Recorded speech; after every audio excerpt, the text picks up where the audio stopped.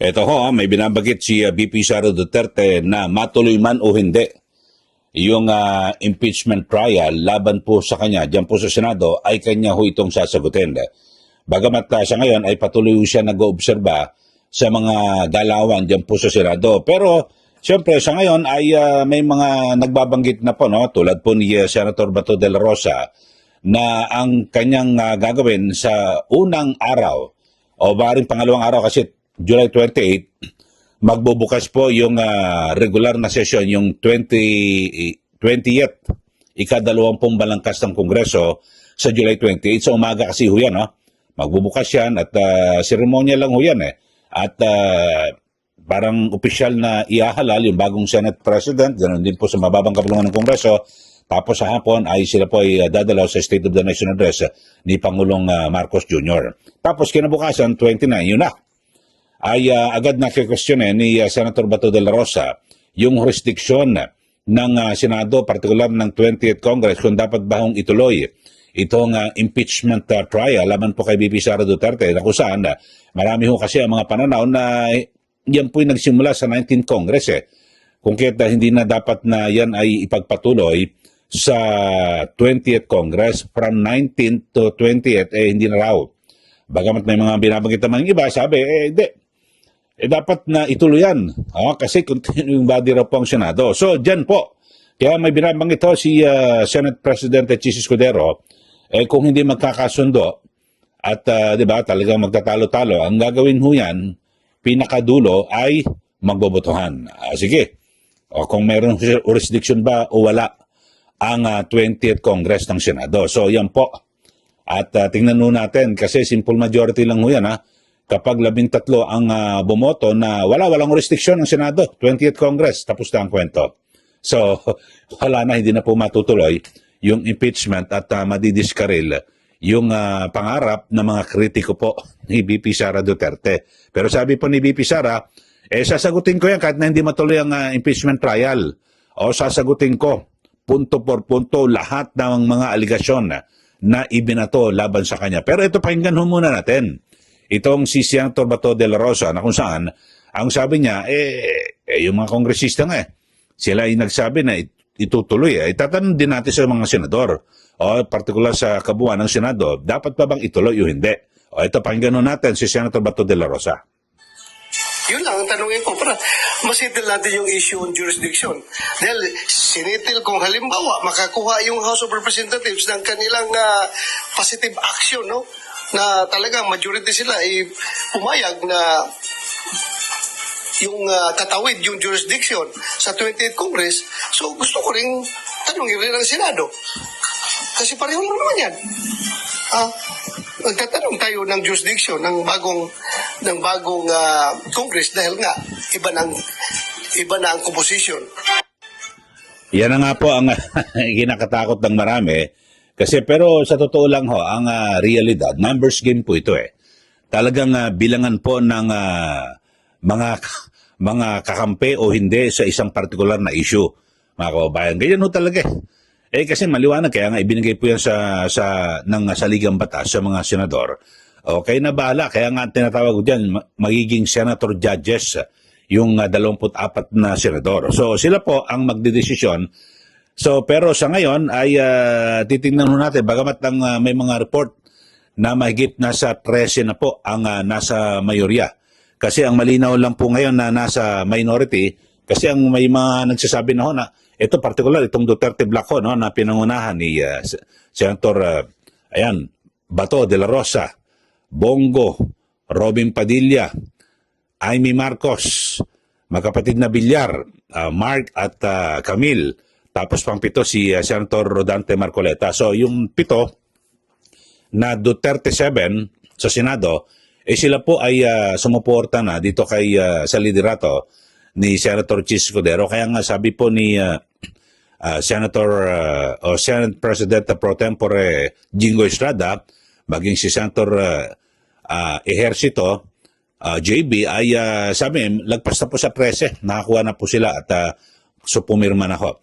Kung ang mga pumirma, pito binanggit ho natin na Duterte, tapos pangwalo si Senator Chis Escudero, pang-siyam ay si Jinggoy, pang-sampo si JB.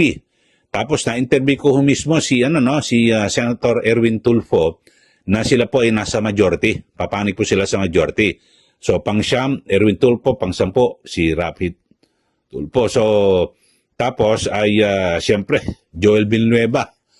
Pang-labing isa kasi yun din daw po ang magiging majority leader. So tapos ay ito pong si Alan Cayetano. O yan, Pia Cayetano. O Teresa na. Tapos ang susunod pa ho ay sino pa ba? Yung report na dalawa ho na dapat ay nasa oposisyon, Bam Aquino at Kiko Pangilinan. Kasi meron po silang nais na isulong sa kanilang advokasya, di ba, sa agriculture at maaaring maging chairman. Ito pong si Kiko Pangilinan ng Senate Committee on Agriculture at si Senator Bam Aquino sa Senate Committee on Basic Education. So, mayorya po.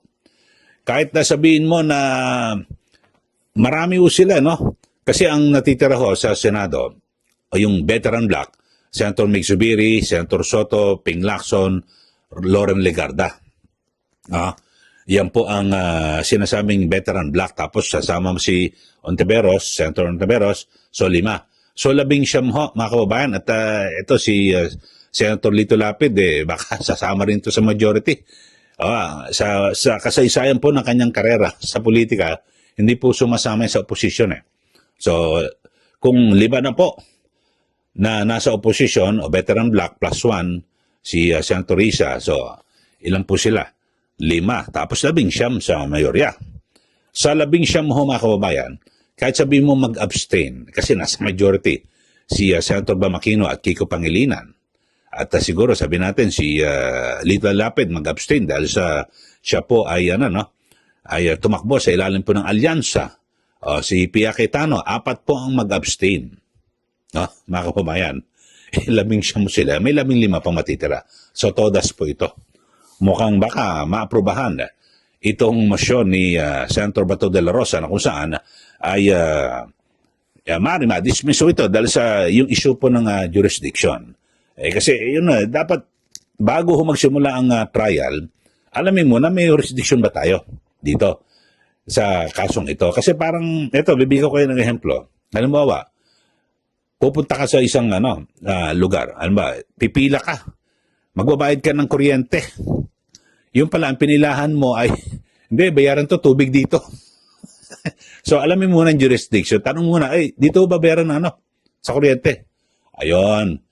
Kasi magbabayad ka sa kuryente, alamin mo muna sigurado yan. Kaya ganito, sa 20th Congress, sigurado ba tayo na ito, pagbutuhan natin. Ganyan, Pero itong tugon ho ni BP Sara, ang sabi niya, alam niyo, mga aligasyon dyan sa nakapalob sa articles of impeachment, tulad yung sa confidential funds, wag ho nyo paniwalaan yung mga sinasabi ng mga kongresista, ng mga paglalagay ng mga alias, yung mga aliases, talaga kasama ho yan talaga, totoo yan na ginagamit na ito, Mary Grace Priatos, talaga dinenggo yun ng mga kongresista, yung taong bayan, na parang, naku, pagkain yan na, o restaurant yan na, talaga naman nilagyan, alias nga ho ito, di po ba?